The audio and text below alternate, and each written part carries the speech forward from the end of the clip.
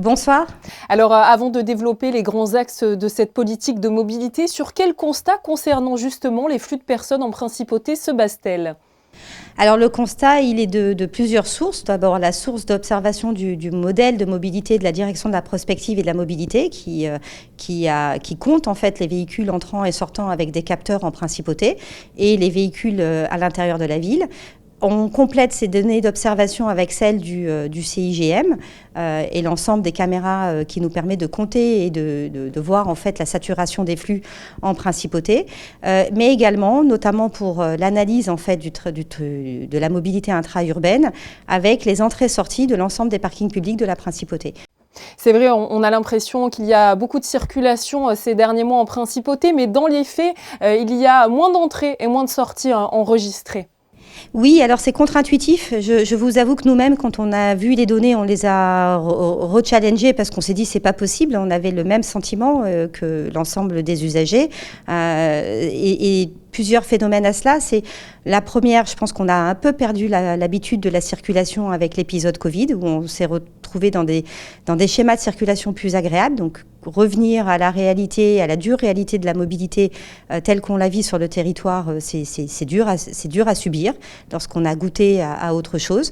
Mais au-delà de ce côté permettez-moi de dire un peu psychologique, il y a un vrai phénomène de report en fait de la mobilité. On a moins d'entrées-sorties, mais on constate que nombre des usagers se reportent sur l'entrée ouest de la principauté, c'est-à-dire celle du jardin exotique avec le tunnel descendant. Et c'est peut-être cette congestion qui donne ce sentiment qu'il y a plus de trafic parce que l'ensemble, une grosse partie en tout cas, des flux externes se reportent à cette entrée de ville parce que le tunnel descendant a donc rempli sa fonction et est assez efficace pour arriver à se déverser dans le cœur de la principauté sans traverser toute la principauté. Alors, concernant la politique de mobilité qui va être mise en place, c'est vrai que l'un des premiers axes a pour but de contenir le trafic automobile en amont du territoire. Alors concrètement, comment cela va être rendu possible ? Alors, c'est pas nécessairement en amont du territoire. La politique de mobilité et les axes, nous avons regardé les usages. Et nous avons 3 types d'usagers. Nos travailleurs qui viennent tous les matins, frontaliers, qui viennent donc de l'extérieur et qu'il nous faut essayer de contenir, alors de préférence effectivement, comme vous l'indiquez, en amont du territoire. Mais au-delà de ça, donc le maître mot de cette politique de mobilité voulue par le gouvernement se tourne autour de 3 adjectifs qui sont finançables, efficaces et réalisables.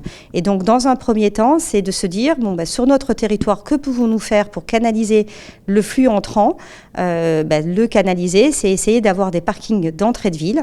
Et prochainement, nous allons enfin voir l'ouverture d'un parking emblématique qui est celui le parking des Salines, qui est à l'entrée du jardin exotique, pour lequel vous voyez beaucoup d'agitation, des dévoiements de routes dans ce chantier. Et nous espérons, nous faisons tout pour l'ouvrir avant le Grand Prix de Monaco. Et ce parking de 1800, à peu près un peu plus de 1800 places, va nous permettre d'être une clé de mobilité interne importante pour essayer de vider une partie, en tout cas une partie des parkings de centre-ville où les travailleurs sont garés, en les réorientant vers l'entrée de ville, avec évidemment un service qui leur sera offert pour pouvoir arriver ensuite, une fois leur véhicule garé, le plus rapidement possible sur leur lieu de travail, avec des lignes de bus directes qui seront jumelées à l'abonnement parking et qui leur permettront d'arriver du parking des Salines jusqu'au cœur de Monte-Carlo, avec 1 ou 2 arrêts aux heures de pointe, et du parking des Salines jusqu'à Condamine-Fontvieille de la même manière. L'autre projet mené par le gouvernement concerne l'accessibilité routière. Cette dernière va être, je pense, considérablement améliorée avec notamment la nouvelle bretelle A8 Monaco-Est qui est en service, je crois, depuis le 10 janvier 2024. Est-ce que finalement cela se ressent déjà un petit peu sur le trafic ?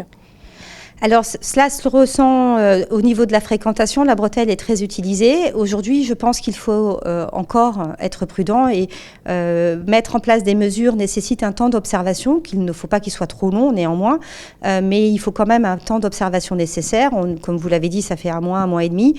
On se rend compte qu'il y a encore un report du trafic vers l'entrée du jardin exotique et donc il va nous falloir essayer de canaliser ce report-là au mieux. Le troisième axe du projet de mobilité concerne cette fois les déplacements internes et notamment ceux en bus qui vont être développés.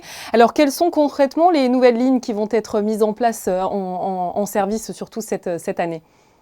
Alors dans les nouvelles lignes, outre le fait de remettre un petit peu en jeu le réseau et de demander à la compagnie des autobus de vérifier et de peut-être repenser son réseau autrement au regard de l'évolution de l'urbanisation de la principauté, de là où vivent les familles, des schémas en fait.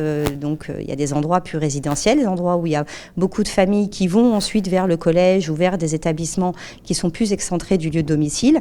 Aujourd'hui, ça a été d'essayer de proposer des lignes directes, par exemple sur des quartiers qui aujourd'hui sont très actifs, très résidentiels.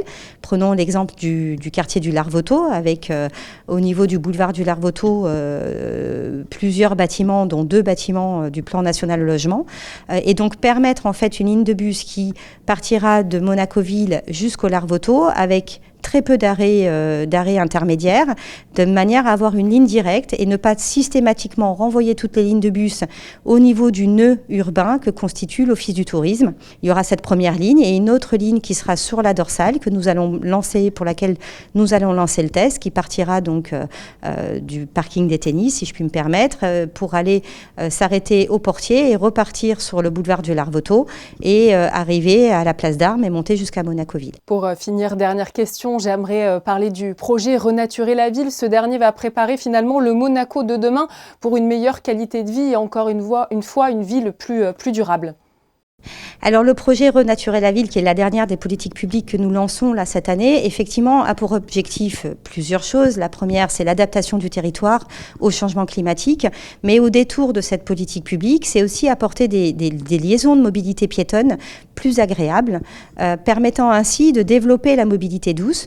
Aujourd'hui, nous avons la culture à Monaco des souterrains, des escalators, des ascenseurs. Je pense que c'est très bien et qu'il faut continuer de soutenir cette mobilité-là, mais pas que. Nous sommes un pays méditerranéen, il faut retrouver le goût à la mobilité piétonne, mais dans un contexte où il est agréable de marcher. Et donc aujourd'hui, c'est aussi permettre, dans un cadre urbanistique, sur le plan urbanistique de la principauté, de connecter les quartiers entre eux à travers ou des passerelles ou des mobilités piétonnes réétudiées pour qu'on ait une vie de quartier, une identité de quartier, mais que les quartiers ne soient pas seuls au monde comme le peut l'être aujourd'hui, par exemple, le jardin exotique.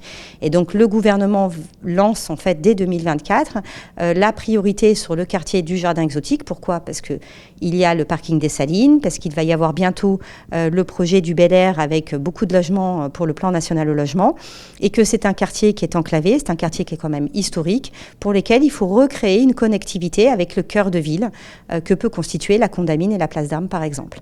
Donc vous allez voir effectivement passer dans quelques temps des images de nos projets qui sont finançables, réalisables, mais pas immédiatement en 2024, puisqu'il nous faut un petit temps d'études et de génie civil pour pouvoir les construire.